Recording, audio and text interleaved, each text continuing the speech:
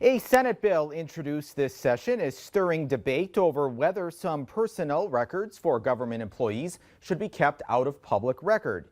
Here's my report on how this bill came about.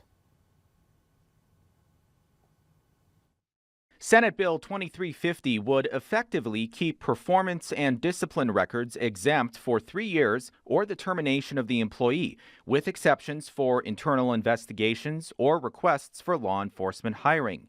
The bill has support from city leaders in Minot and Williston, as well as the League of Cities.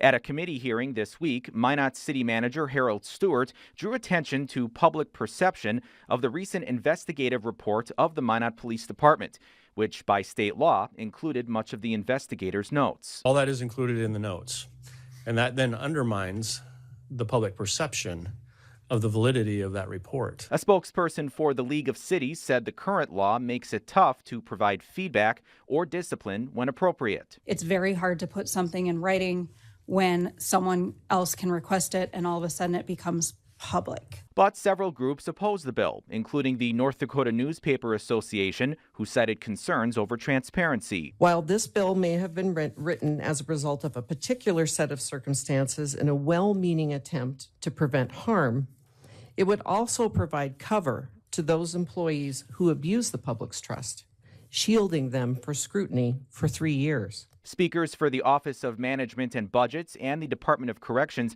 also spoke in opposition, with concerns on the scope of the records and challenges this could create with hiring. Or does this also include emails, notes, or other communications that we might use when managing performance or discipline? The committee took no action on the bill.